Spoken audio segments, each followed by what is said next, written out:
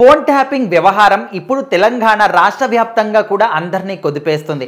రాజకీయ నాయకులు కావచ్చు, సినీ ప్రముఖులు కావచ్చు, సెలబ్రిటీస్ కావచ్చు, ప్రతి ఒక్కరికి సంబంధించినటువంటి ఫోన్లన్నీ కూడా ట్యాపింగ్కి గురయ్యాయి అని చెప్పేసి గత ప్రభుత్వ పరిపాలనలో ఎంతోమంది ఫిర్యాదులు ఇచ్చారు.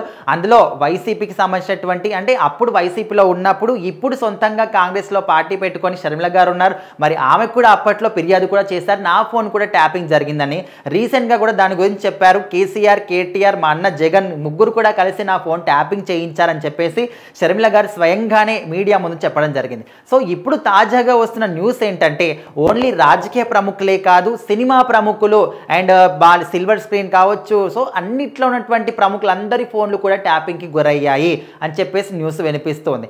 అయితే ఇప్పుడు తాజాగా యాంకర్ అనసూయ పేరు కూడా అందులో వినిపిస్తుంది. అనసూయ ఫోన్ కూడా ట్యాపింగ్కి గురైందని చెప్పేసి చాలా మటుకు ప్రచారం జరుగుతుంది.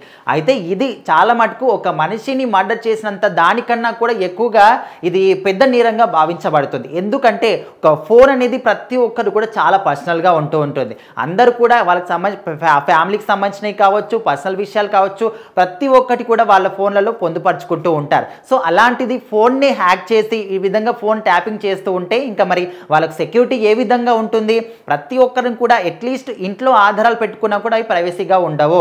ఎవరి ఫోన్లో వాళ్ళు కొంత మేరకు కొంచెం ప్రైవసీ అనేది మెయింటైన్ చేస్తూ ఉంటారు. ఇంకా దానికి కూడా ప్రైవసీ లేకుండా ఈ విధంగా ఫోన్ ట్యాపింగ్ ద్వారా అన్నింటినీ కూడా బయటికి లీక్ చేయడం అనేది చాలా అంటే చాలా పెద్ద నేరంగా చాలామంది భావిస్తూ ఉంటారు. సో ఇప్పుడు చూసుకుంటూ ఉంటే ఈ విధంగా సెలబ్రిటీలని లేదు, రాజకీయ ప్రముఖులని లేదు, ముఖ్యంగా అప్పట్లో బీఆర్ఎస్ ప్రభుత్వం ఉంది కాబట్టి వాళ్ళకు ప్రతిపక్షంలో ఉన్న కాంగ్రెస్ పార్టీలో ఉన్నటువంటి కొంతమంది పేర్లు కానీ సో వాళ్ళందరి ఫోన్లు ట్యాపింగ్ చేశారని చెప్పేసి, అదేవిధంగా కాంగ్రెస్కి ఎవరైతే సపోర్ట్గా ఉన్నారో సినిమా సెలబ్రిటీలకు సంబంధించి వాళ్ళ ఫోన్లు ట్యాపింగ్ చేశారని చెప్పేసి, అంటే ఓన్లీ పార్టీలకు సంబంధించి కాదు, ఆల్మోస్ట్ సెలబ్రిటీస్ కావచ్చు, ఎవరెవరైతే ఫేమ్గా ఉంటారో వాళ్ళందరి ఫోన్లు కూడా ట్యాపింగ్కి గురయ్యాయని చెప్పేసి అప్పట్లో న్యూస్లో వినిపించాయి. సో మరి ఇప్పుడు నిజంగానే అనసూయ పేరు కూడా వినిపిస్తుంది కాబట్టి అనసూయ ఫోన్ కూడా ట్యాపింగ్కి గురైందా ఏంటి అని ఆలోచిస్తే అందులో ఒక అధికారికంగా ఒక ధృవీకరణ మాత్రం లేదు. అంటే నిజంగానే అనసూయ ఫోన్ ట్యాపింగ్కి గురైందని చెప్పేసి తను స్వయంగా చెప్పలేదు, ఎక్కడ కూడా అధికారికంగా దానికి సంబంధించినటువంటి ప్రూఫ్స్ కూడా లేవు. సో జస్ట్ రూమర్స్ మాత్రమే అని కూడా అనుకుంటూ ఉన్నారు.